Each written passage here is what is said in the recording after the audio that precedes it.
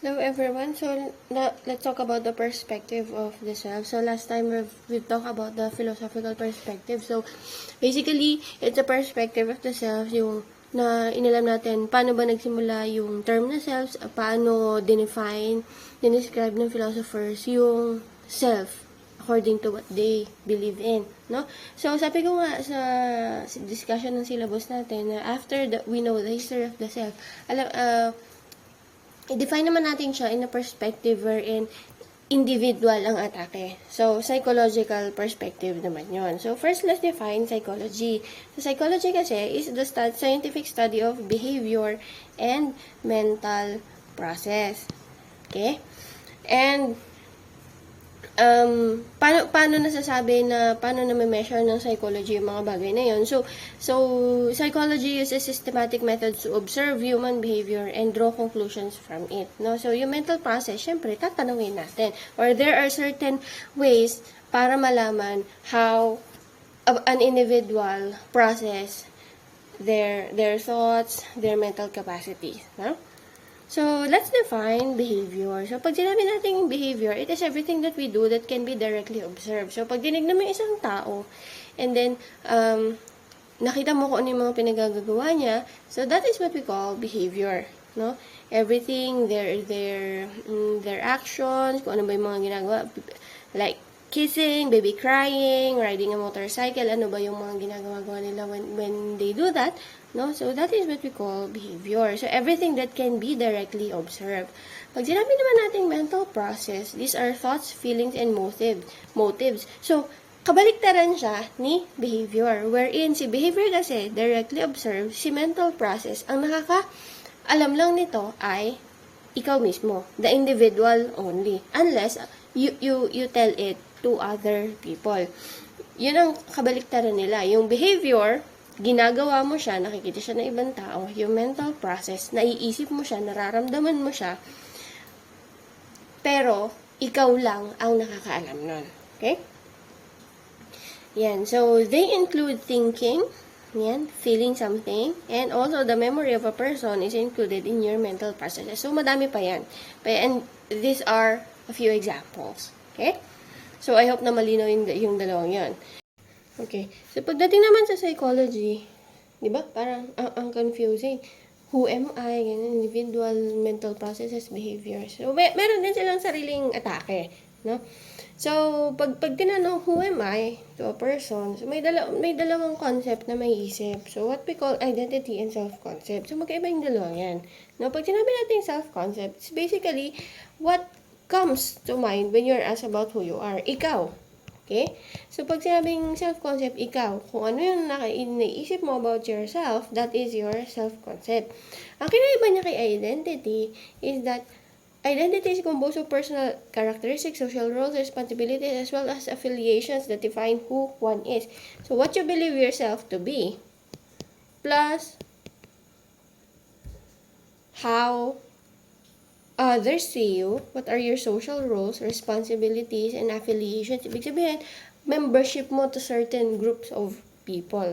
Okay? So, pagsamahin mo yung self-concept and how you relate to other people, how other people sees you, that becomes your identity.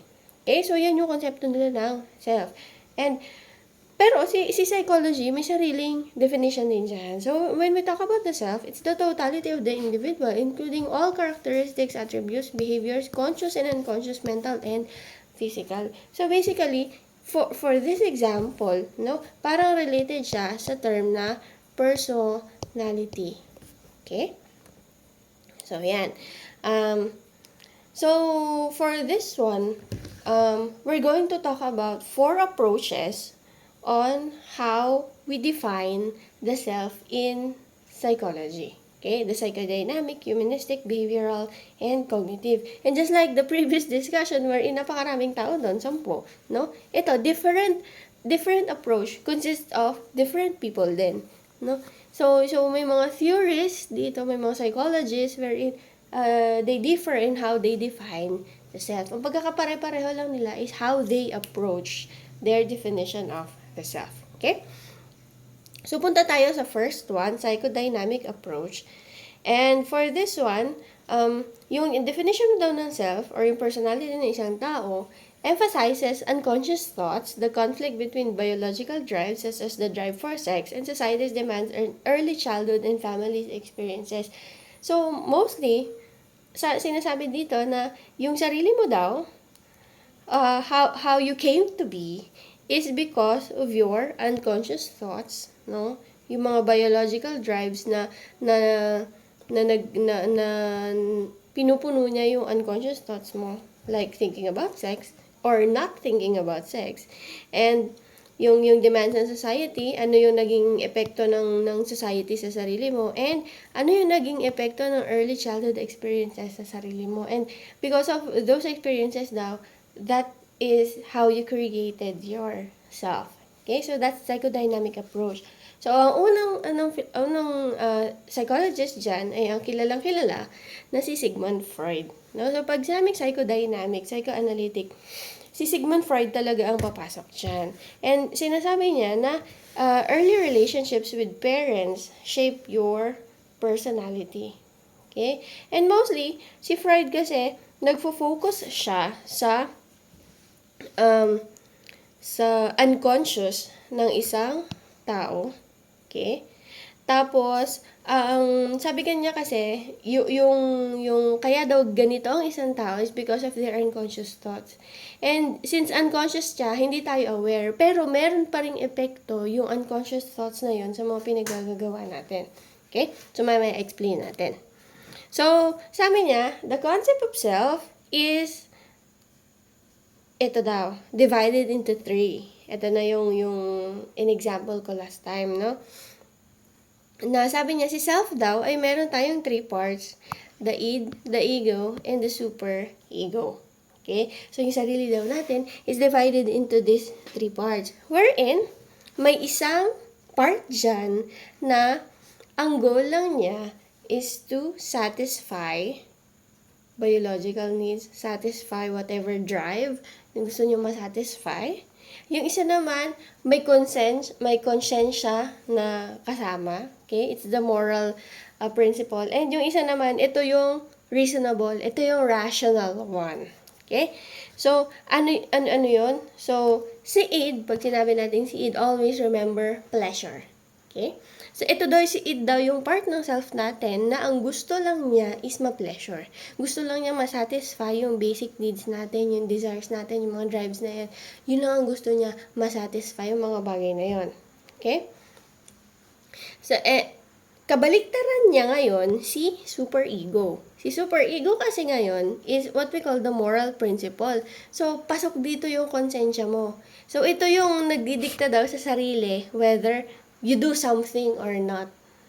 Because, pag sinabi niyang you do something, tama yan, is moral. You don't do something, sasabihin niya, mali yan kasi ganito. Siya yung konsensya mo. Okay? And, syempre, just like if you remember the discussion on the 3 parts of the soul according to Plato, di ba? Merong isang nagko-control sa kanila. Okay? So, meron siyang panggitna, then si ego. Okay? So, ang atake niyan ganito. Ito daw si self. Yan. Self daw yan. And then, yan yung 3 parts. Si id, si ego, si super ego. Okay? So, ganyan daw yung itsura. No? Since, laging panggitna si ego, kasi si ego ay ang reality principle. It's a realistic part and the one who mediates between the id and the super ego. So, sabi niya kasi, if you're going to think about it, si id ay medyo, nandun siya sa part nung medyo may pagka, devil side. Okay? Si super ego naman, more on the angel side. And ang torn between them always is the ego. Kasi si ego, yung may function para mag-decide sino ba yung susundin. Okay? May susundin ba siya? May pagbibigyan ba siyang konti kay id? Susundin niya si super ego or vice versa. Okay? So, ito example niyan, yung kanina, no?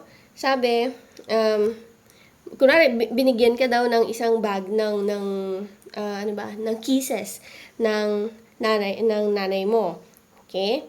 So, anong gagawin mo doon?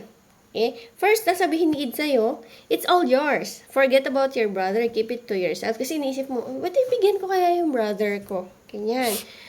Tapos, yun si Id, sasabihin niya, syempre, ang goal lang niya is the pleasure principle. So, ang goal lang niya is ma-pleasure ng ma-pleasure. So, ang ginawa niya ngayon is sasabihin niya sa'yo na sa'yo lang yan. Kainin mo yung lahat. Okay? Si super ego naman ngayon, kukontrahin siya, syempre. Kasi konsensya siya. Naisip niya sabihin, what about your brother? You know that your brother loves candy. You should give it all to him and not be greedy. So, sasabihin niya, bigay mo na lang sa brother mo yan. Kasi, syempre, gusto niya yung binigay sa'yo ng nanay mo. So, ngayon, ang torn in between them is the ego. Okay? Anong gagawin ni ego? Susundin ba niya si id or susundin ba niya si super ego? Okay? So, anong gagawin niya? Mostly, sabi daw, so that yourself will not be in conflict. Diba? Hindi na lang puro pleasure ang susundin mo, hindi naman puro konsensya ang susundin mo. May magde-decide na part dyan. That is your ego. So, ang gagawin niya, babalansehin niya yung dalawa.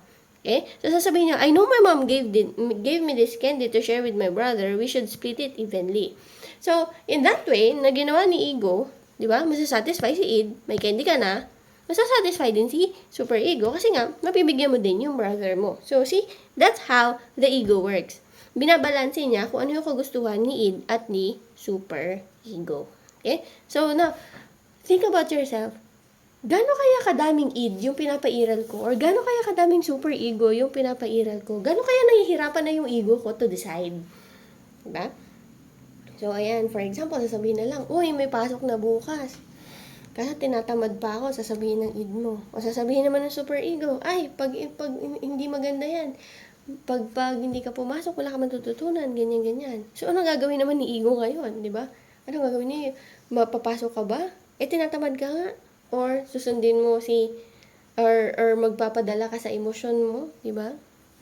So, yun. Nakadepende kay ego on how you're going to solve that conflict. Okay?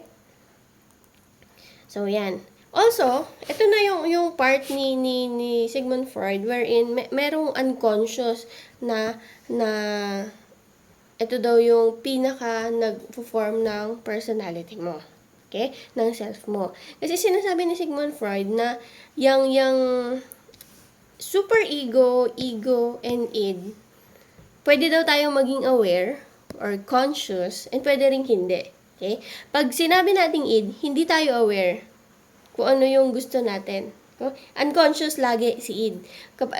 Ibig sabihin, hindi ka aware na gusto mo ng ganito. Hindi mo siya consciously iniisip. Okay? So, some parts of the super ego and ego ay yun lang daw yung conscious. The rest, unconscious na agad yan. Okay? So, sabi niya, conflicts erupt among the demands of the super ego and the reality they create. And kapag nangyari yon, kapag nag-conflict, mostly, anxiety ang nabubuo. Diba? Sabi na lang kanina, may gusto mong umabsent, kaso hindi pwede, no? Sasabihin, sayang yung pinapabaon sa'yo, ganyan. O kaya, gusto mong umabsent kasi hindi mo pa nagagawa yung ipapasa, bukas na ipapasa, tapos ayaw mo namang pumasok kasi nga baka pag pumasok ka na walang dala, mapahiya ka. So, you're in conflict. Magkakaroon ngayon ng anxiety. And mostly, yun yung kinaka-stress na maraming tao when they don't know how to decide on the conflicts of the id and the super ego. Okay? Pero sabi ni Sigmund Freud, may pansagot dyan ang self. May tinatawag dyan na defense mechanism. Na kung saan these are tactics that the ego uses para mabawasan yung anxiety by unconsciously distorting it. Okay? So, dito na papasok yung unconscious na may ginagawa pala yung self natin na hindi natin alam na it's driven by our unconscious. So, here are examples of the defense mechanism. First one, repression. Okay?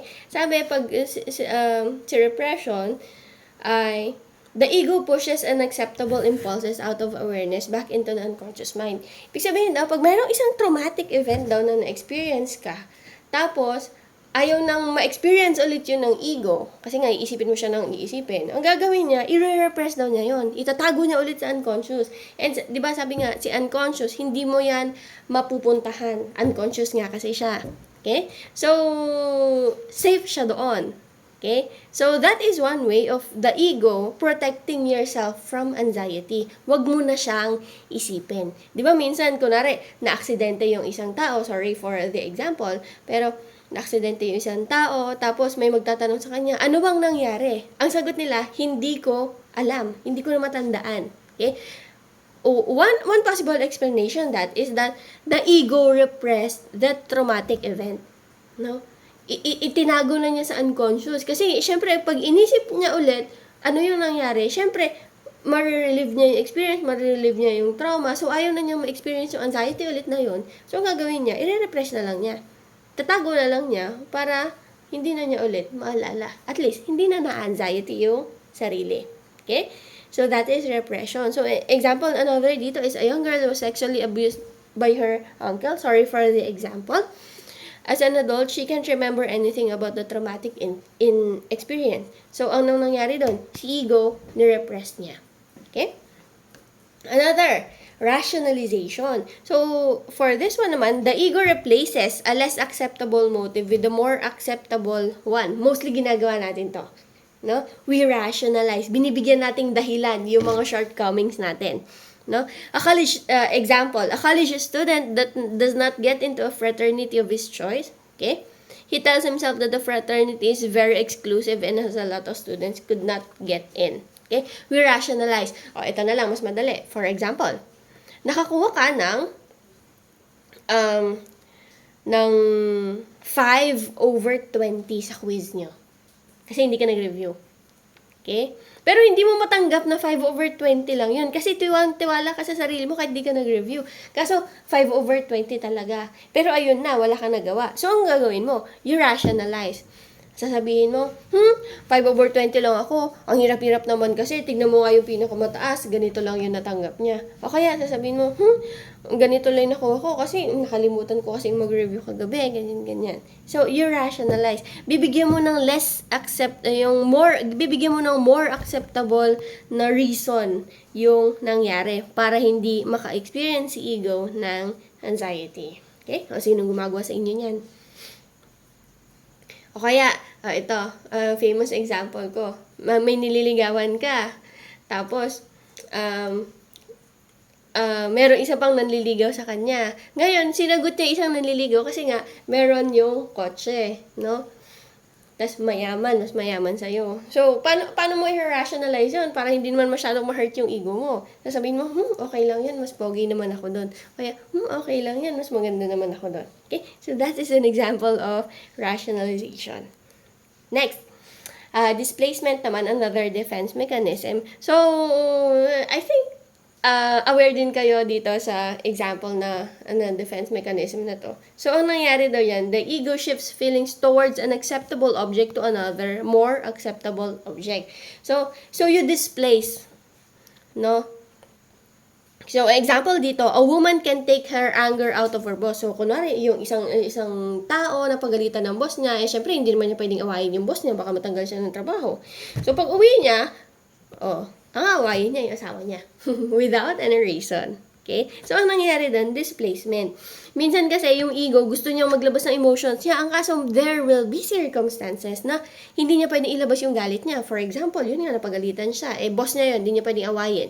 So, kapag hindi niya nailabas yung galit niya na yun, magkukasang anxiety yan sa ego. So, para matanggal yung anxiety na yun, ipunta niya yun to another object. A more acceptable object. Diba? Kaya minsan, kunwari, napagalitan ikaw ng nanay mo dahil nag-away kayo ng kapatid mo, hindi mo naman masipay kapatid mo, so may nakita kang pusa, yun na lang sinipa mo. Okay? I hope that you don't do that. Okay? Next, sublimation. Okay? Sabi si sublimation is the kind of defense mechanism na ito yung pinakamaganda na defense mechanism when it comes to protecting the ego from anxiety. Kasi ang nangyayari dyan, you replace an acceptable impulse with a socially acceptable one. Ibig sabihin, yung hindi magandang experience or impulse na naiisip mo, ginagawa siya ni ego na mas acceptable. Okay? Hahanap siya ng paraan para mas maging acceptable. Okay? For example, there is a man with strong sexual urge. Okay? Gusto niya lagi makipag-sex. Ang kaso, hindi ka tanggap-tanggap sa society na kung kani-kanino lang siya makipag-sex, no? So, anong gagawin na lang niya? They become an artist who paints nudes. Okay? O kaya hindi niya mailabas yung sexual desires niya, sexual urges niya. So, ang ginagawa? Paint nude. So, naging painter na lang siya. Inilalabas niya into something creative. So, sinasublimate niya into another form. Okay? Next, projection. Okay? The ego attributes personal shortcomings, problems, and fault to others. Okay, ito na. Parang familiar kayo dito sa term na to. Red flag. Okay? So, ang example dito, you project. Ibig sabihin, meron ikaw to, okay, you experience anxiety, at para matanggal yung anxiety na yon, you put it to other people. Para sa kanila naman, matanggal yung anxiety sa'yo, maipasa mo sa kanila. For example, okay, there is a man who has a strong desire to have an extramarital affair. Okay, so may isang tao na parang nagkakaroon siya ng desire to cheat. Hindi matanggap ng ego niya na maging cheater. Okay, so anong gagawin niya? No, para matanggal yung anxiety towards the desire. Hindi pa naman niya ginagawa, naiisip pa lang niya. So para matanggal yung anxiety towards that thinking, he accuses his wife of flirting with other men. Okay? Pinoproject niya yung naiisip niya towards other people para matanggal yung anxiety sa ego. Okay? So that is projection. Diba? Napaka-red flag. Sasabihin, ikaw pala yung gusto mag-cheat, pero sasabihin sa partner na ikaw yung cheater. Yun pala, yung nagsisabing siya yung cheater, siya pala ang gusto mag-cheat. So that is projection. To protect the ego from anxiety. Another, reaction formation. So the ego transforms an unacceptable motive into its opposite. Okay? So meron daw minsan may mga unconscious things na encounter ang ego na very unacceptable. So it causes anxiety. So ang gagawin naman ni ego doon, gagawin yung opposite. For example, no? There is a woman na lagi siyang nag-iisip ng sex. Okay? And hindi niya matanggap sa sarili niya na lagi siyang nag-iisip ng sex. So, anong gagawin naman niya? Ay, syempre, kapag naiisip niya yon, hindi niya matanggap, si ego, nag-experience siya ng anxiety. So, anong gagawin ni ego para hindi niya ma-experience yung anxiety? Kabaliktaran, imbis na lagi siyang mag-isip ng sex, ang gagawin niya, kabaliktaran, naging religious something siya. Naging religious person na siya. Okay? Kabaliktaran, iniisip niya, gusto niyang ganito, pero kabaliktaran yung ginawa niya. Okay? Meron pa ba? Ayan. Last two, denial. Okay? Mostly ginagawa din natin to. The ego refuses to acknowledge anxiety producing realities. So, ito na. Si ego, meron ng reality. Ito na talaga yon. However, hindi niya matanggap. So, ang gagawin lang, deny. Okay? Denial is a river in Egypt. Charot. Okay? So, example, a man won't acknowledge that he has cancer even though a team of doctors has diagnosed his cancer. So, sabihin, may sakit ka, ito na talaga, final na to. Tapos sabi, hindi, mali kayo, maghahanap ako ng ibang tao para magsasabi sa akin na wala talaga akong sakit. Okay? Hindi niya kasi matanggap yung katotohanan. So, anong gagawin ni ego doon? Siyempre, pag di niya matanggap, it causes anxiety. Okay? Pag tinanggap niya na ganon, siyempre, it causes anxiety. Bakit naman ako maniniwalang may cancer ako, pwede namang hindi. So, ang gagawin ni ego, you just deny. And the last one, regression. So, the ego seeks the security of an earlier developmental period in the face of stress. I think,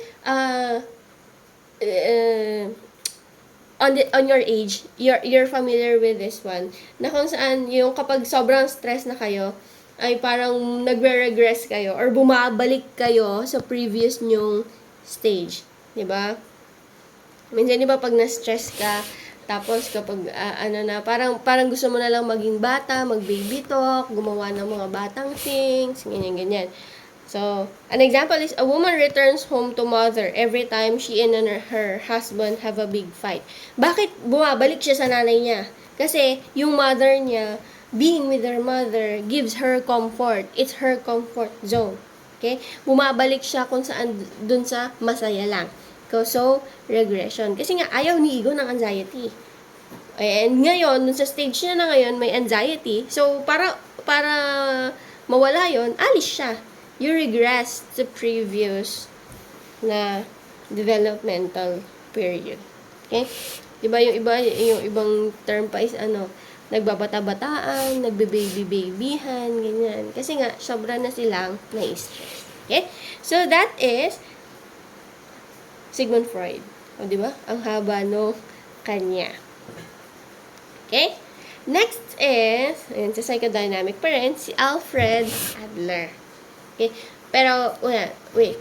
Kay Sigmund Freud, you think about yourself. How do you control your id, ego, and superego? Mas malaki ba si id? Maliit si ego? Mas maliit din si superego? Okay? And how does that affect your concept of self? Pag naisip mo bang ayaw mo pumasok, ganun na lang gagawin mo. How does that affect you? Paano mo naka-apekto yun as a person? Okay? Id, ego, and superego. Next, Alfred Adler. So, si Adler naman, sabi niya, people are motivated by purpose and goals. And, sabi niya, people are always striving for something. Okay? So, sabi kasi ni Adler, no, nung bata tayo, we feel inferior. Syempre kasi wala tayong kaya, ganyan. I think everyone experienced that.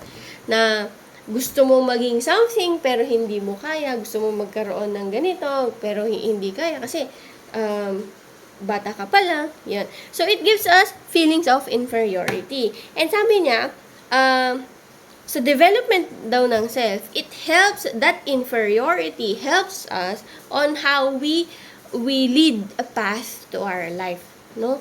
We use that in superiority to strive. We use it to motivate to strive for either superiority or success. Okay? Sabi niya, kaya daw ganyan ka ngayon is because of the inferiority that you experience as a child. And yun yung ginagamit mo para ma-achieve kung ano man yung gusto mo sa buhay. Okay? Yung inferiority na yon. Diba? Minsan sasabihin natin, bakit natin gustong makatapos sa college? So, yung iba sasabihin, kasi nung bata, ayoko nang ma-experience yung naranasan kong hirap nung bata. Ako, gusto ko mabigyan ng magandang buhay yung nanay ko. So, that is an example of using inferiorities as a path in life, or as a goal in life, to overcome in life. Okay? So, sabi niya, i-explain that striving is the main force behind people's behavior. Kung ano daw yung experience mong anxiety na yon, you strive to not experience it again. Okay?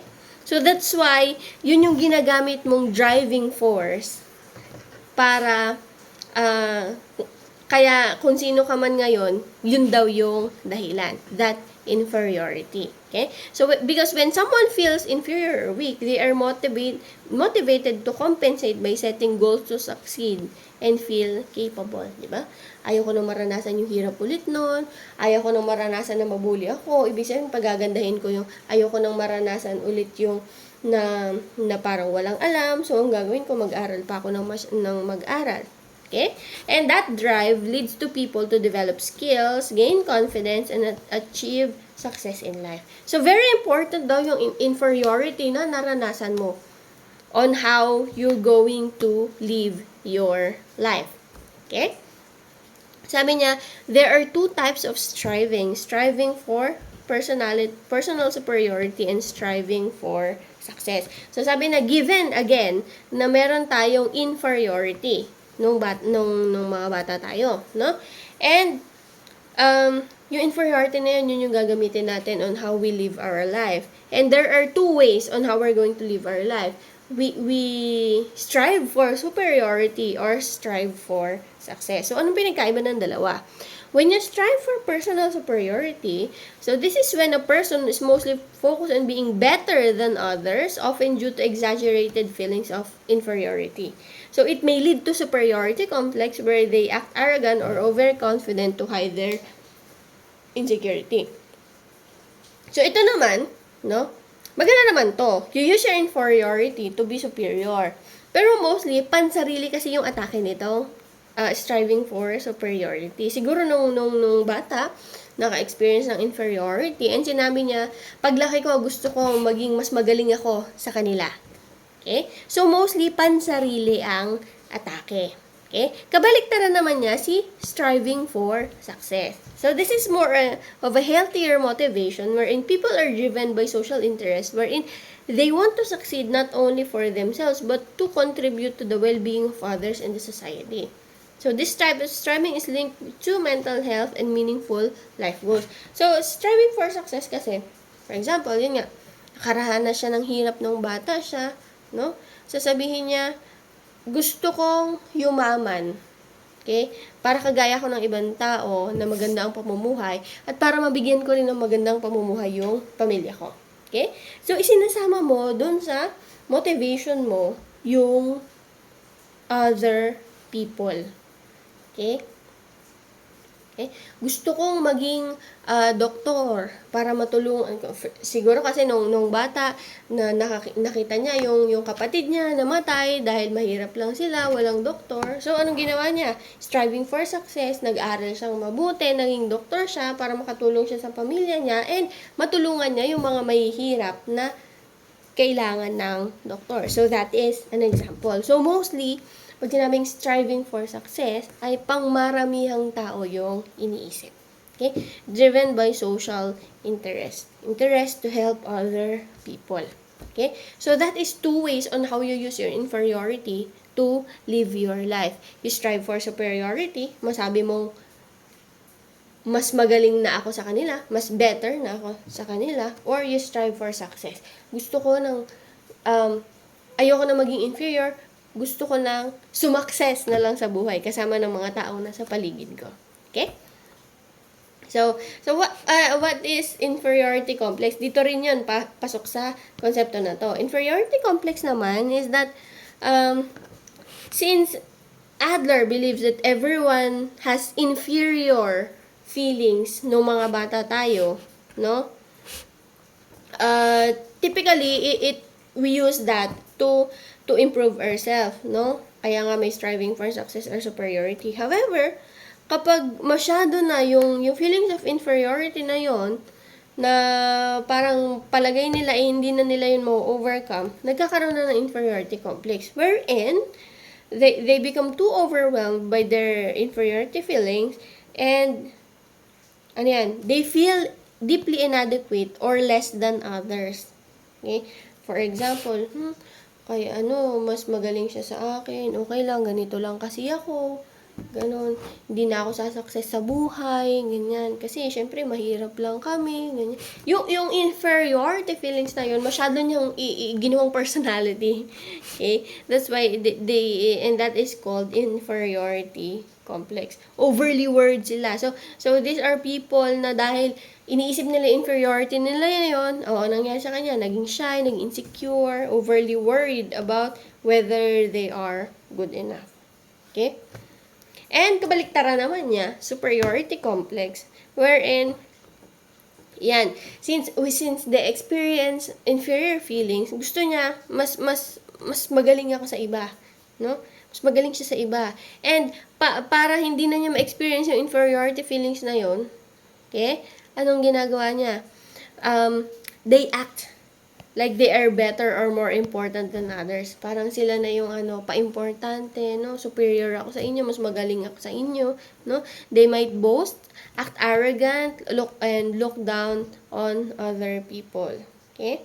Yan, and this is a way of people to protect themselves from feeling weak inside by pretending to be strong or superior. Okay? Siguro may isang bata na, nung bata siya, naka-experience siya ng panlalait dahil mahirap sila, ganyan-ganyan. And nung tumanda na siya, para hindi na daw maulit yon, so, ginawa niya, nung yumaman na siya ng konti, yan, talagang tinaas na niya yung sarili niya. Okay? They might boast, act arrogant, yan, look down on other people, para naman hindi na maulit yung feelings na napangungutya sa kanya nung bata siya. Okay? So, that is superiority complex. Okay? I hope that no one experienced this, no? But the point of this is, your concept of self, who you are right now, is because of your, balik tayo dito, inferiority feelings. Ano ba yung goal mo ngayon? Ano ba yung purpose mo ngayon? Para kanino ka ba bumangabangon? And, do you use that inferiority feelings to achieve, to strive for something? No? Bakit ka ba nag-aaral? Ano bang dahilan mo? Okay? May gusto ko bang patunayan? Ganyan, ganyan. Okay? So, that is Alfred Adler. And the last one for the psychodynamic approach, yan, si Carl Jung. Okay? Jung ang basa dyan.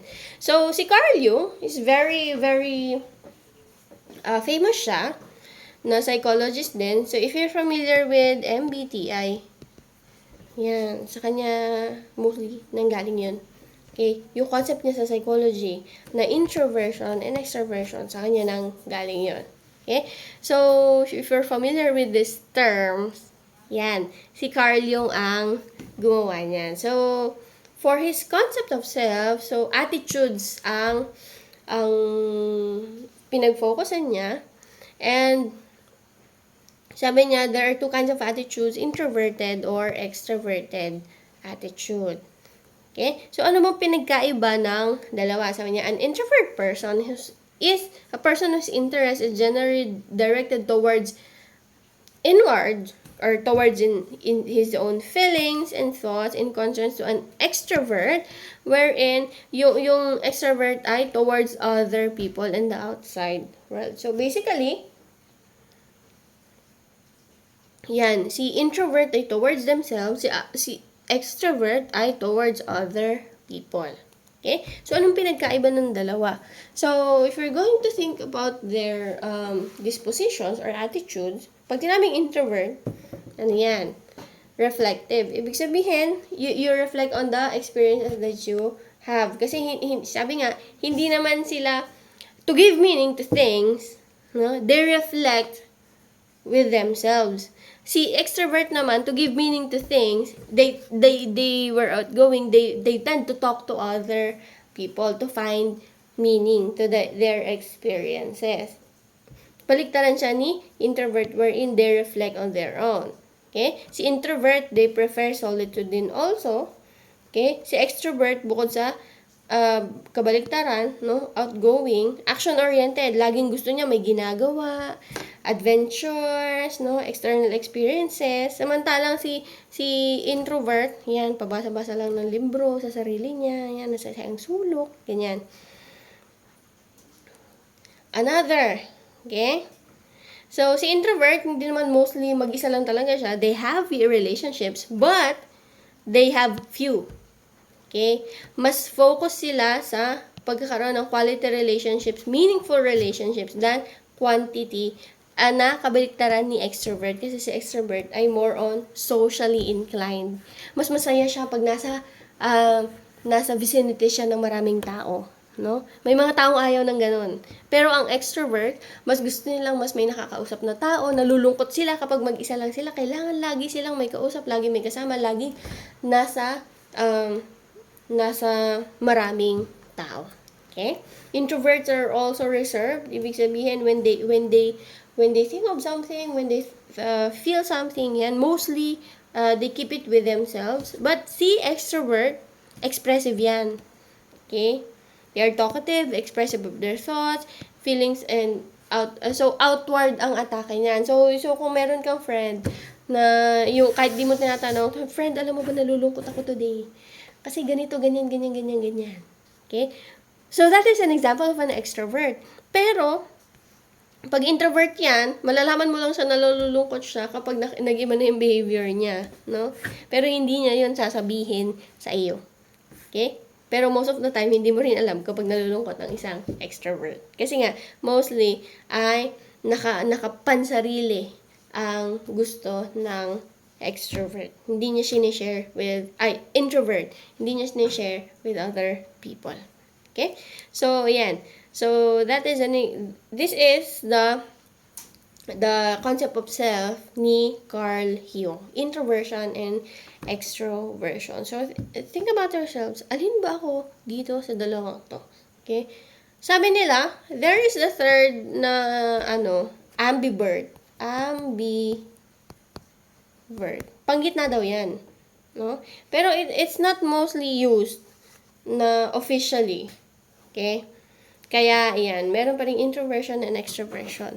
Kasi daw, hindi mo pwedeng, pero ang isang tao daw ay not mostly introvert or extrovert. Mostly, yan, parang yung scale. Tari nandito ka, more on an introvert, pero there are times that you can be an extrovert. Okay? Pwede rin naman more on an extrovert, pero there are times na pwede ka rin maging introvert. Okay? Ganyan daw yan. So, that is the concept of self according to Carl Jung. Yan. So, that ends the psychodynamic approach.